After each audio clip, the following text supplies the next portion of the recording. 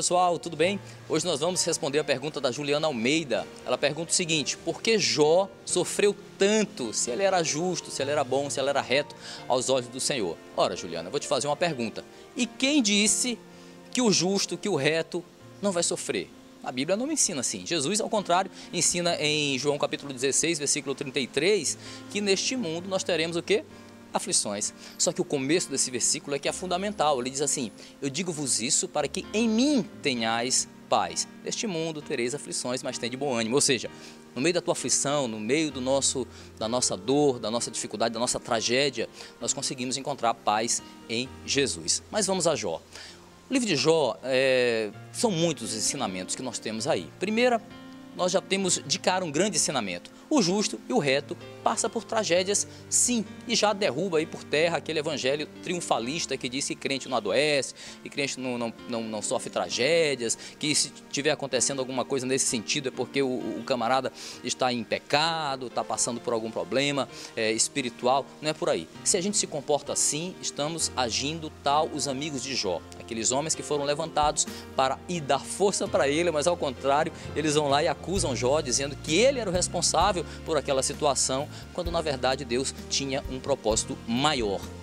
E o grande lance do livro de Jó é isso, é a vontade soberana de Deus. Percebe-se que ele se inicia com uma conversa celestial, Deus e Satanás, onde Deus coloca Jó como uma pessoa justa e reta e autoriza o diabo a ter influências negativas na vida de Jó. Só diz, olha, só não tira a vida dele, mas pode fazer todo o resto. Então Jó perde a família, perde seus bens, perde até a sua saúde, mas ainda assim ele se mantém confiante, ele se mantém perseverante, ele se mantém paciente. E é muito interessante que o livro de Jó começa com ele sofrendo, e aí são 42 capítulos de sofrimento, mas no capítulo final, Jó diz assim, parafraseando a Bíblia, ele diz mais ou menos assim: Deus, antes eu te conhecia de ouvir falar, eu te conhecia na teoria, havia um distanciamento entre nós, mas agora não, agora os meus olhos podem te ver. Ou seja, agora sim, agora eu te conheço como eu queria conhecer, ou principalmente como Deus queria ser conhecido por Jó. Havia um propósito nesse sofrimento, claro. Eu não posso dizer exatamente por que Deus escolheu Jó, por que seria ele, qual é a sua verdadeira intenção, até porque é perigoso essa história de querer se colocar no lugar de Deus e dizer Deus agiu assim, assado, qual a verdadeira intenção. Eu não vou por aí, eu procuro extrair os ensinamentos que a própria história me diz, a própria palavra me diz, eu não tento especular.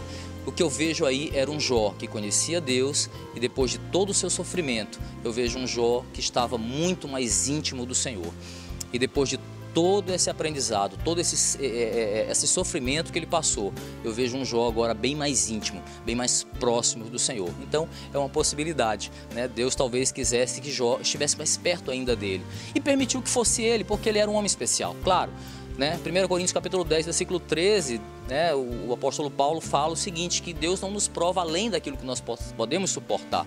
Então Jó tinha com certeza uma envergadura espiritual especial, uma musculatura emocional especial para conseguir suportar tudo que ele suportou, se mantendo firme com o Senhor.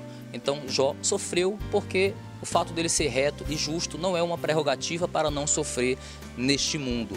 Porém, Deus tinha um grande ensinamento a dar a ele e a nós também, né? Então fica firme diante da provação, diante da dor, porque em Jesus nós encontramos a paz, mesmo em meio às tribulações. Valeu? Até a próxima, Deus abençoe.